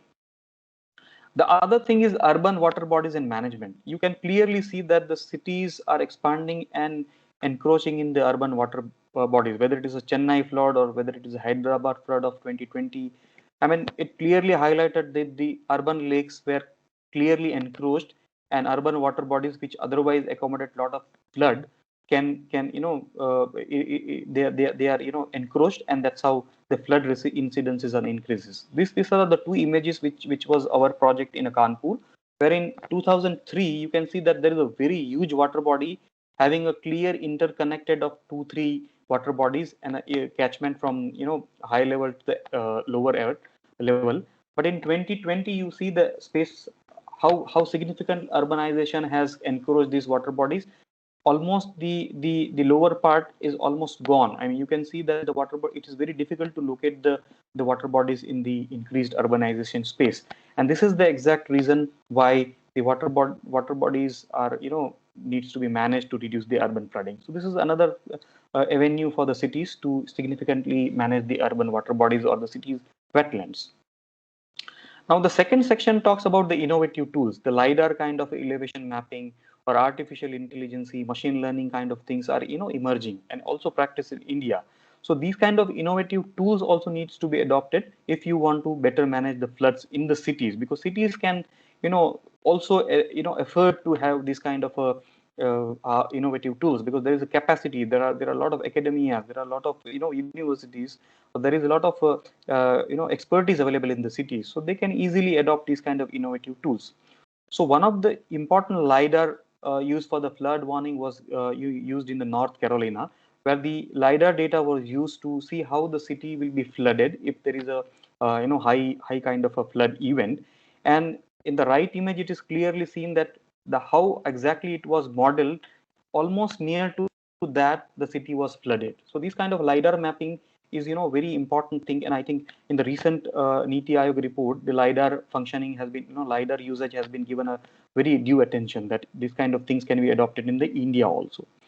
The ISRO has adopted the satellite based flooding. You can see that with the time, with a different time series, you can clearly see how the areas are going to be flooded, and this can be easily adopted in the city administration boundaries, which are the areas that are going to be flooded. This is a very significant thing. AI, artificial intelligence, or machine learning adopted by Google in Hyderabad and in Patna. So it clearly says that you have a better data nowadays, so that you can have a better flood simulations that can clearly say that which are the areas which are going to be inundated. And with this kind of a big data kind of a thing, you can also give the flood warning to the citizens. So these are the two examples which have been pilot tested in India by Google in collaboration with the Central Water Commission. So these are the things which are the emerging and innovative tools which cities can easily adopt to make them the more flood resilience. Another thing is that national missions are there in the city. Ministry of Housing and Urban Affairs or Ministry of Jal Shakti, they have a lot of provisions. So cities needs to tap the funds which are available to to implement this kind of innovative mechanism or water sensitive urban design and planning. So smart city mission or Jal Shakti Abhiyan, which has a clear mandate to have a kind of a urban flood kind of a management mechanism. So these are the finance is also not that difficult. That's what I'm trying to say with this slide. Now coming to the final stage of my presentation, the Guwahati experience that we have done in 2016. So you can clearly see that how the cities are prepared for the flood kind of a phenomenon in the city. So if you look at the Guwahati, it's almost 1.2 million considering the urban agglomeration. So cities, you can see that at the bottom how the city has evolved with the time from 1890 to 2010. So you can see that the significant urbanization has happened, and that's how the flooding is one of the nuisance in the city. So what are the primary reasons? So of course the high rainfall from the Meghalaya plateau is one of the reason. The backflow from the Brahmaputra river, because it is the ultimate flood discharge point, but if it is flooded, then the city from the flood side doesn't have a space to go beyond that, and that's how the black flooding occurs, and it clears the flooding. Of course, the encroachment in the natural wetland, because there are a lot of wetland and bodies in the city, but they are encroached. So significant urbanization is prime reason why the Guwahati faced the urban flooding. The impacts of the flooding, because the flooding is significantly make the city at the standstill. Like water supply and infrastructure in the hill region is damaged. The silt load is increasing in the septic tanks, so there is a backflow, and it creates the hazard kind of or disease outbreak kind of a situation. They need to shift their water intake points from the Brahmaputra river because there is a significant erosion in the river, and these are the significant impacts in the urban during the urban flooding impacts in the Guwahati region. But if you look at the city, they have a knee-jerk kind of a reaction. Like immediately when there is a flooding, the desilting is done for the city drains, uh, or there is a removal of a flood water from the pumps, which uses a lot of energy. But these are not the sustainable solutions. The city has to plan something else to make it more urban flood resilience. So when we assess the city from the planning, infrastructure, institution, finance, and implementation kind of pillars, the water, sewage, solid waste, and stormwater management was doing, not that good. This was, of course, a semi-quantitative kind of approach. But if you look significantly, infrastructure was a kind of a pillar which was poor in the city because it was not having that kind of a infrastructure in the place. But if you look at the institutional wine, this was a good. They started to prepare Guwahati flood kind of a overarching thing which takes care of the flood. So this is the overall assessment that says that overall the city status was not that flood resilient. But with their different interventions they plan, you can see one of the intervention in the picture that almost all the transformers, they have started to raise the height of a transformers, so they are not submerged, and they do not, the electricity is in place when there is a urban flood kind of a event. They have automatic weather stations. They have a SOP in the place for different city agencies how they have to respond. They have a new technologies of a desilting. They have procured some kind of a new devices to deflow. So in general, if you look from 2015 onwards, the different interventions have actually reduced the flood kind of a event. So you can say that yes, Guwahati has started to build itself towards the urban flood kind of a resiliency kind of a thing. So this is what is a Guwahati's case example. So the many cities should adopt, but you can see that there is a clear avenues for adopting a kind of a WACDB kind of interventions or newly emerging artificial intelligence kind of things. So still city can adopt those kind of emerging concept. So in a nutshell, to conclude, I can clearly say that the urban flooding is becoming a regular phenomenon in the cities, and the city administration is certainly facing a problem when there is urban flooding in the city to manage it. The conventional approaches, they need to be complemented with the innovative approaches. That's how the cities can be better prepared for the urban flooding kind of a thing.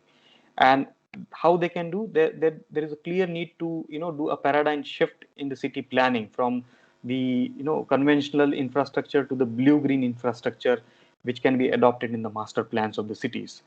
There is a clear need for urban water bodies management and wetland management, because they can reduce urban flooding in a significant manner. And it has been also been demonstrated by Bangalore or another kind of cities. The community participation is very important, because it is not only that they are the receiving end, but they should also be participatory exercise it with the cities to understand from their concerns also, so they can be engaged in the flood resilient cities to be cities more better prepared for the floods. And finally, the innovative financial mechanism also needs to be explored, like national missions should be explored, like how cities can take the CSR kind of a thing, or how they can tie up with the different companies in the cities which are ready to give their CSR supports. So I think that's how the cities needs to be better prepared for the floods. So this is all about the some of the things which I wanted to share in this presentation, so we can have a better plan for the urban flood resilient cities. Thank you very much. Thanks. Thank you so much, Mr. Uday, for your nice presentation. So now, Thank you. just a minute. Sir, kindly now please keep your video on, if it is possible. Sure. Yeah. I think during the presentation it couldn't work, so maybe it's a technical glitch perhaps. So thank you very much. Okay. Thank you. Sir, there is one question from the participants in that what are the primary factors for making a rain garden in Rajarhat Newtown area? Okay. So I'm not sure which is the place where this Rajarhat area is. Actually, it is in the Kolkata. This is the subparts of the Kolkata, which is very near to Salt Lake. Right. So I think rain garden is a very emerging concept when we have kind of a it can be adopted at the institutional level or a community level also, where you can divert your roof water, or you have some elevated buildings in the area, and you first have a topographic mapping of that region, which are what is the slope direction where the water is moving. So when you find the lowest point, you try to have kind of a vegetated space with a different local species, because you need to have a indigenous species. You need not to import even the species from outside. And when you have this kind of a green space, all the flood water which is diverted from the buildings or high ground, it can accommodate in that green space, which is a rain garden.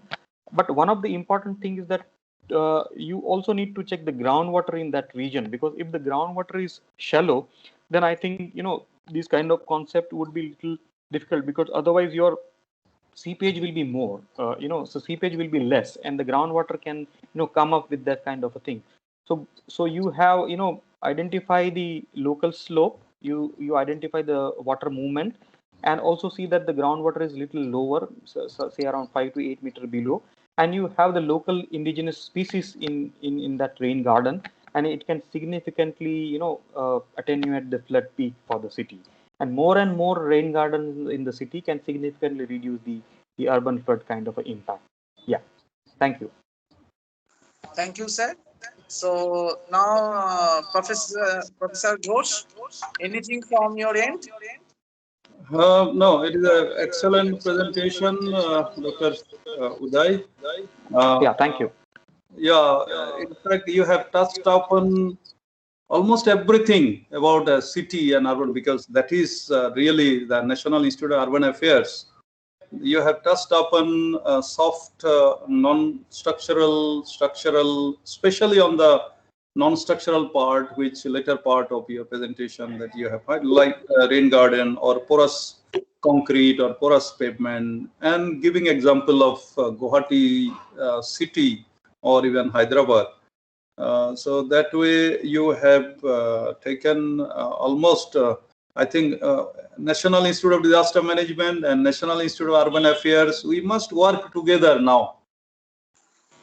Sure. We are in the same city, and master plans of Delhi are being made. I think you are also part and parcel Yes. of that. And School of Planning Architecture is also there. Yes. And in some of this area now, every metro cities are having master plan. Calcutta also having, Calcutta Municipal Corporation. The kind of measures that which you have highlighted based on the historical, that things are increasing, and especially for the Guwahati, like 1890, and currently more than 12 lakh people are staying there. And whenever it is raining heavily there, and Brahmaputra River is also there.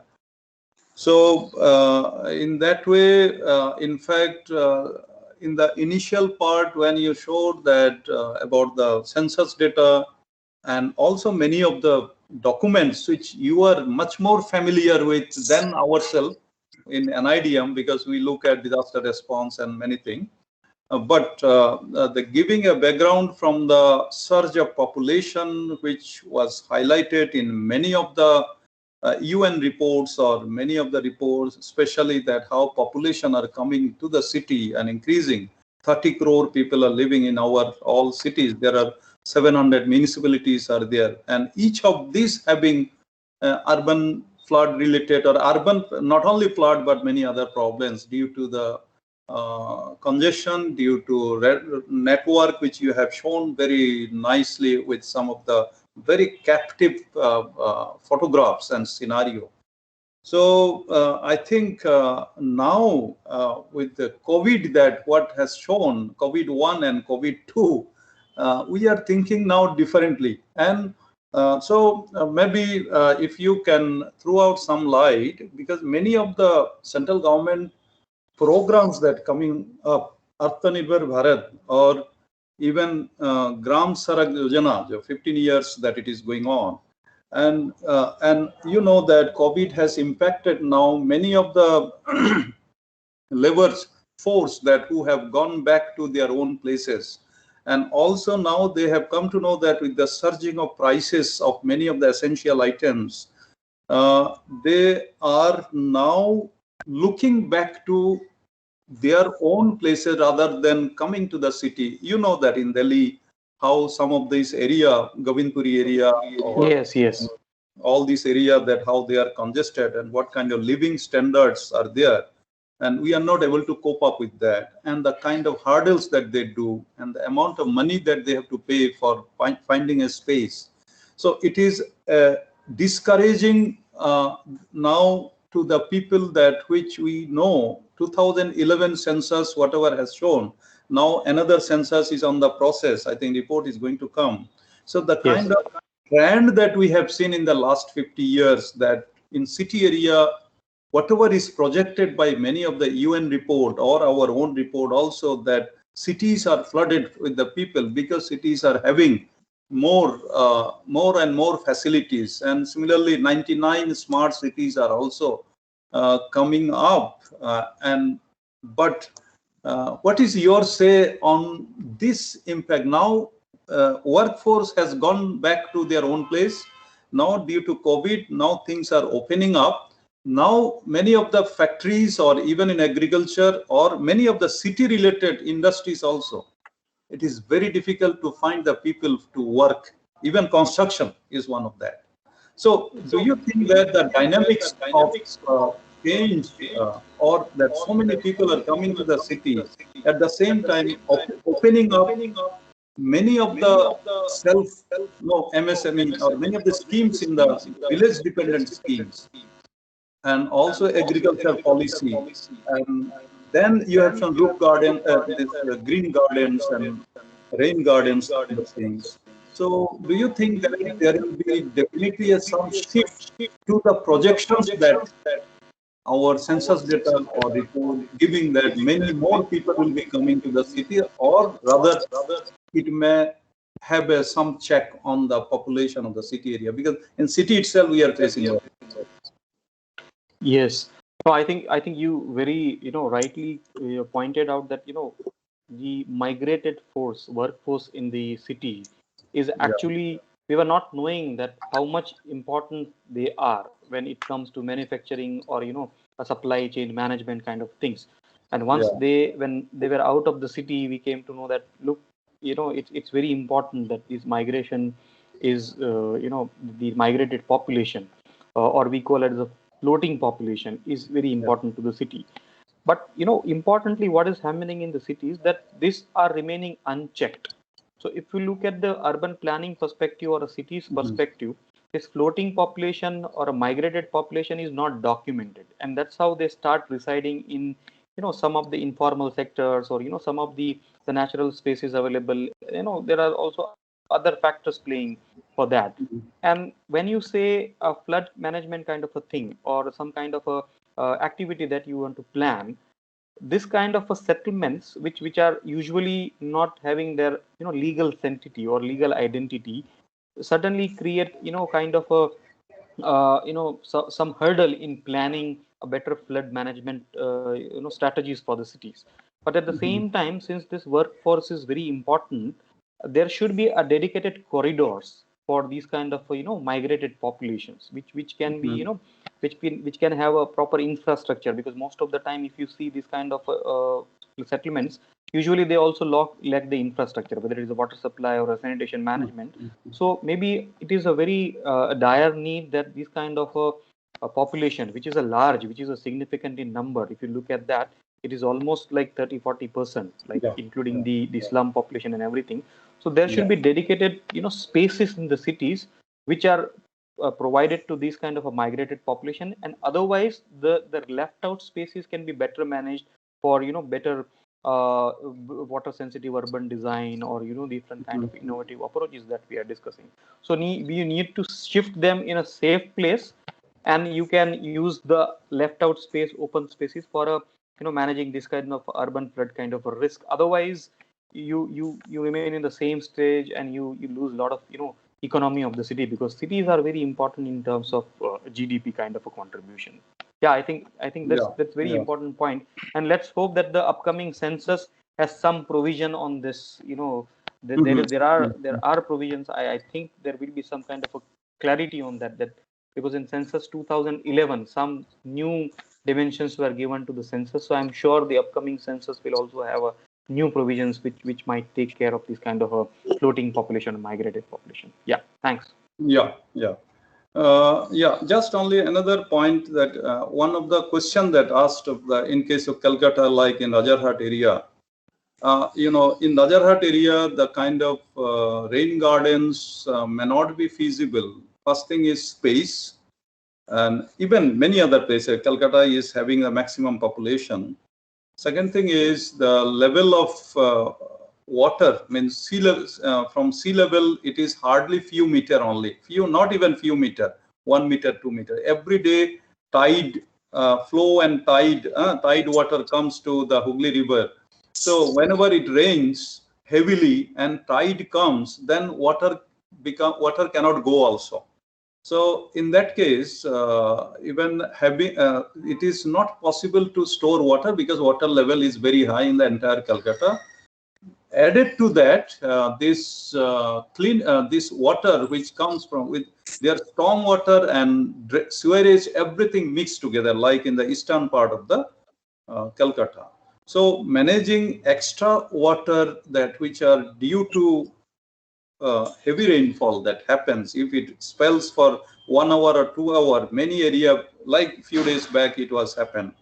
So in that case, when they have to go for rather macro control, like in the previous presentation, Mr. Parthapatim Datta has shown that it is about 200 kilometers, but near Haldia, it taken a sharp band. So there should be a control from there itself, with the help of a bund, like in Gujarat, Kambe area, they have been looking for 32 kilometer long, things so that Ramnada, Tapti, sweet water can be stored over here. So maybe Calcutta have to go for various flexible embankment in the river Hooghly itself, say 100 kilometer away, like in like near Haldia port, to facilitate the port. At the same time, keeping a control on the extra rainwater which happens due to rainfall. At the same time, we know that tide water is going to come. So in that case, we have to have some kind of control from there, 100 kilometer away, like in near Haldia port, so that during rainfall, because now we know particularly that when it is going to rain, how much it is going to rain. We have automatic weather, and we have got tomorrow, in fact, there will be two important presentations, especially on the LiDAR that you have used. So what are the GIS applications that how we can make inundation mapping in the entire Calcutta, which can be known in a few weeks of time. So tomorrow we'll be having two more presentations, especially on that, so that if we can have a control of entry and out of the tide water or storm surge water in a distant place near the Bay of Bengal, or in many of the places in the Sundarban and all those areas, Sagar Island area, then Calcutta urban flood problem can be checked due to heavy rainfall, that by pumping out this water into the river, that is the only way, because water table is very high. So those needs, of course, heavy investment, and a lot of structural measures are also required.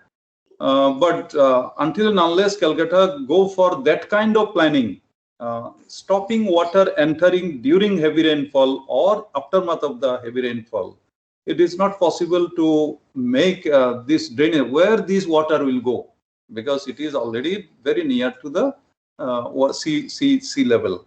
So that kind of things maybe should come to the master plan of Calcutta and surrounding area. Then only I think some viable alternative can be made in case of solving urban flood problem in Calcutta. This just came to my mind. I thought. Yeah, of course. What you said is a very typical phenomenon, particularly coastal cities. Like if you look at the Kolkata or Visakhapatnam or other kind of cities, which has Chennai. a sea, which is a Chennai, which is a sea nearby. Because when in Bombay also you usually have this urban flooding, because when there is a high tide matching with that flood time, and if it is it's coinciding, then I think it becomes really problem, because it's like a you cannot have any structural measure or any kind of structure, because it's a natural phenomenon. So that's certainly, but then you have to have a better kind of a model for the city which clearly depicts the projection of the tide, and even from the early warning system you have a rain projection, and that then you can plan your strategies accordingly. You can have your disaster preparedness accordingly. But some natural phenomena are need to be addressed very typically. Dr. Ghosh. आपका चेहरा नहीं देख रहे हैं इसलिए यहाँ पे Now I think video is on. Yeah. Is it on? अब कुछ गड़बड़ हो गया, अभी तक ठीक था, but let me. Can you see me now? Okay. First of all, you can unshare your Dr. Uday. You can unshare your presentation. Then this something that which is coming, test mode, why it is coming, test mode or something. I think I have already unshared, but unshared. Okay. This is something coming all throughout the presentation. Okay. Now is it okay? It is okay. Okay. Yeah. So, Dr. Ghosh. You can see me, no? Can you hear me? Yeah. First of all, we are very privileged that Dr. Bhunse has spoken to us in such great details, and must compliment you and the team for getting him here, because he is working with National Institute of Urban Affairs. That is point one. He's a subject expert. That is point two. And thirdly, is actually involved into the current system of governance. He's involved into the master plan of Delhi and all those things. So with that, he has told us He has told us why urban floods and what's being done. Now, I just want to reflect on one point, that we have to talk of disaster risk reduction of urban floods across the country. That is because we are talking of 70% GDP through towns, through metro cities, and Delhi alone taking 30 million people in Master Plan 2041. The dynamics of population movement, the demographic movement, people coming and going, that also is a factor which will remain fluid, and people have to play it by ear through what you call mid-course correction. That is also one point. But today we have in hand the National Disaster Management Plan. And since Mr. Bones is present here, and he's already put his fingers on what's happening and what's not happening and what should happen. So my simple request is that someone has to critically see this, because this, like all other important documents, is a guideline for the whole system to follow. We have federal structure. The states may follow, may not follow. These are after all guidelines and a national plan. But someone will see where this plan will work and where this will not work, because we are claiming that not claiming, is actually made in convergence with the Paris Agreement, with the Sustainable Development Goals, and with the SFDR.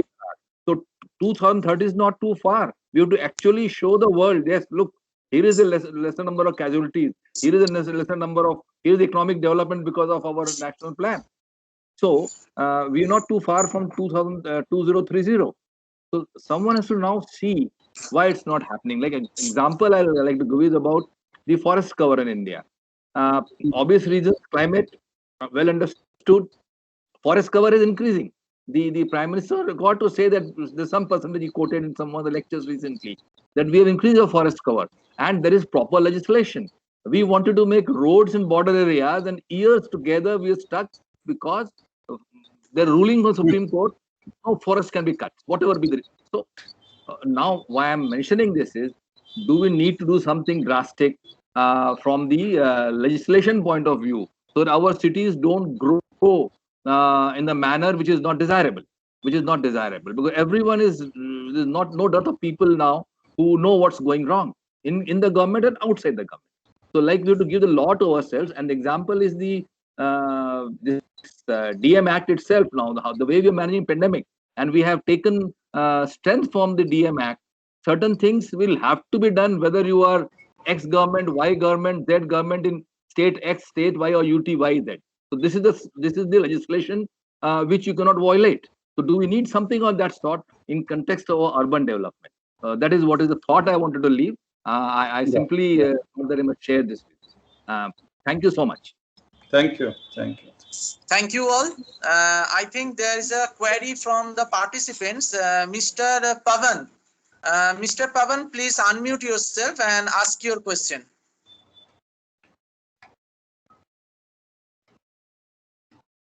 Mr. Pavan.